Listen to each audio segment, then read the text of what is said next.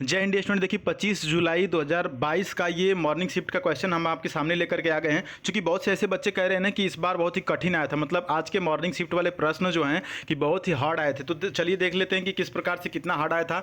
क्या आपको भी आने वाले शिफ्ट में हार्ड मिलेगा, या आपने एग्जाम दिया है तो क्या आपने सही किया या गलत किया है। एयरफोर्स का एग्जाम में 25 जुलाई 2022 है और फर्स्ट शिफ्ट का यहाँ पर जो भी क्वेश्चन आपके द्वारा भेजे गए इंस्टाग्राम पे या कमेंट करके बताए गए हैं उनको हम यहाँ पर बता रहे हैं। देखिए एक तो इंग्लिश में यहाँ से आया था हार्डली स्कार्सली के साथ। देखिए हार्डली के साथ एक्चुअल में पूछा गया था कि हार्डली के साथ किसका पेयर आएगा, तो देखिए हार्डली के साथ वेन का प्रयोग आता है। हमने दो तीन इसमें एक्स्ट्रा भी जोड़ दिया कि आपके आने वाले शिफ्ट में स्कार्सली पूछ सकता है या बेयरली पूछ सकता है, या आने वाले दिनों में जिनका एग्जाम है वो भी ध्यान से इस वीडियो को समझें। देखिए हार्डली के साथ वेन पूछा है तो आपकी शिफ्ट में स्कार्सली पूछ सकता है, बेयरली पूछ सकता है या हार्डली भी पूछ सकता है। तो ये एक बात याद रखिएगा, इन तीनों के साथ हार्डली हो, स्कार्सली हो या बेयरली हो, इन तीनों के साथ वेन का प्रयोग होता है। किसका प्रयोग होता है? वेन का प्रयोग होता है। नो सूनर अगर दे दे तो नो सूनर के साथ देन का प्रयोग होता है। ठीक है, तो ये जो जोड़ा है याद रखिएगा, हार्डली स्कार्सली बेयरली के साथ वेन और नो सूनर के साथ देन, याद रखिएगा। पूछ सकता है, पूरे चांसेस हैं। स्पेलिंग में पूछा था प्रोफेसर का। ठीक है, देखिए हार्डली स्कार्सली वाला तो हमने फाइंड द ईयर में भी कराया था और ये कई बार हम करा चुके हैं। और स्पेलिंग टेस्ट में प्रोफेसर का जो मैंने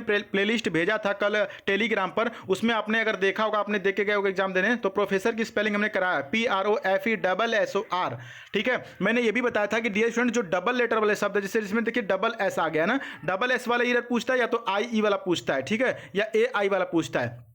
तो जिस प्रकार से जितना पूछता है मैंने टेलीग्राम पर भेज दिया है, या प्लेलिस्ट भी बनी हुई है, आप देख सकते हैं। ठीक है, बाकी देखिए क्वेश्चन आया था एंग्री से कि एंग्री के साथ विद लगेगा कि एट लगेगा। तो देखिए एक बात याद रखिएगा, एंग्री विद पीपल, डायरेक्ट एक ये लाइन याद कर लीजिए जो मैं बोल रहा हूँ, एंग्री विद पीपल मतलब कि लोगों की बात होगी, पीपल की बात होगी तो विद आएगा। और एंग्री एट थिंग यानी किसी वस्तु से क्रोधित होगा, किसी चीज से होगा तो एट का प्रयोग होगा। जैसे उदाहरण के लिए भी मैंने यहाँ पर समझा दिया है, क्वेश्चन यही वाला आया था, लेकिन एक मैंने एक्स्ट्रा आपको बता दिया कि हो सकता है कि आप में एंग्री एट कोई सामान दे दे, कोई थिंग दे दे, तो वहाँ पर एट प्रयोग कीजिएगा, यानी कि विधि प्रयोग करोगे। ठीक है, समझ लीजिए। तो एक उदाहरण भी हमने यहाँ पर लिख दिया कि ही इज एंग्री डैश मी। अब क्या होगा बताइए, एंग्री मी, तो भाई आदमी है ना, लोग है ना, पीपल है, तो क्या होगा? विद होगा कि एट होगा बताइए? जी हाँ, विद होगा। ऑप्शन यहाँ पर ऊपर वाला से होगा, विद।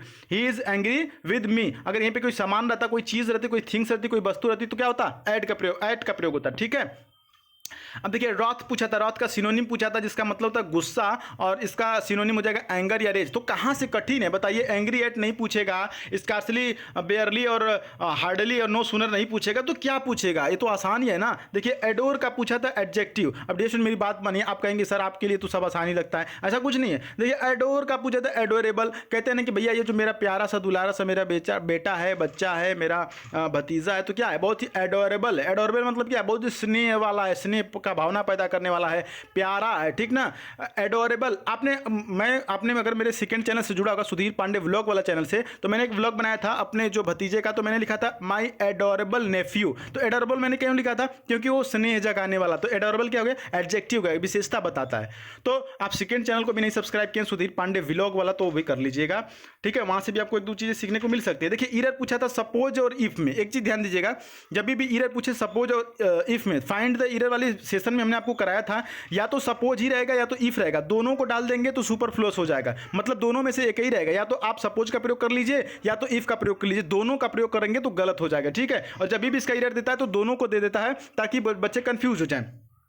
एक क्वेश्चन पूछा था एनफ का। एनफ का सिनोनिम पूछा था। एनफ मतलब होता है पर्याप्त, तो इसका सिनोनिम क्या हो जाएगा? सफिशिएंट या कि फिर एम्पल। दोनों में से कोई ऑप्शन में रहा होगा तो सही हो जाएगा। क्या हो जाएगा? सफिशिएंट या कि फिर एम्पल। देखिए ओलंपिक वाला, ओलंपिक से रिलेटेड कोई क्वेश्चन पूछा गया था। ठीक है, तो इतने क्वेश्चन जो कि आपकी तरफ से हमारे लिए भेजे गए हैं तो हमने इनका कर दिया। और जो भी स्टूडेंट है, कुछ ऐसे बच्चों को कमेंट करेंगे सर ये वाला क्वेश्चन नहीं पूछा गया था, तो भाई ये वाला नहीं पूछा गया था, तो आपको पता है कि अगर ये वाला पूछा गया था तो आप कमेंट बॉक्स में कमेंट कर देंगे। साथ ही साथ जो भी स्टूडेंट जिनको भी क्वेश्चन पता है एग्जाम देकर के आए हैं, वो इस वीडियो के कमेंट सेक्शन में कमेंट कर देंगे। अगर उसका आंसर नहीं पता होगा तो हम कमेंट में जाकर के उनका रिप्लाई कर देंगे। ठीक है, बाकी जिनका आने वाले शिफ्ट में एग्जाम है वो इस चैनल को सब्सक्राइब कर लें। जैसे ही आपका एग्जाम हो जाता है मैं आपके लिए रिव्यू लेकर के आऊंगा और आपके लिए टिप्स लेके आऊंगा। टिप्स फिलहाल में यही है कि आप टेलीग्राम चैनल से जुड़ जाइए, द सुधीर पांडे सर्च करके, वहां पर हमने लिंक भेज रखे हैं कल के, तो उन लिंक वाले जो वो सब वीडियो हैं वो आप एटलीस्ट देख करके जाइए। वहां से आपका 5 से 6 नंबर का क्वेश्चन डेफिनेटली आ रहा है। समय आपको 1 घंटा देना है, मुश्किल से 1 घंटे की टोटल वीडियो होगी।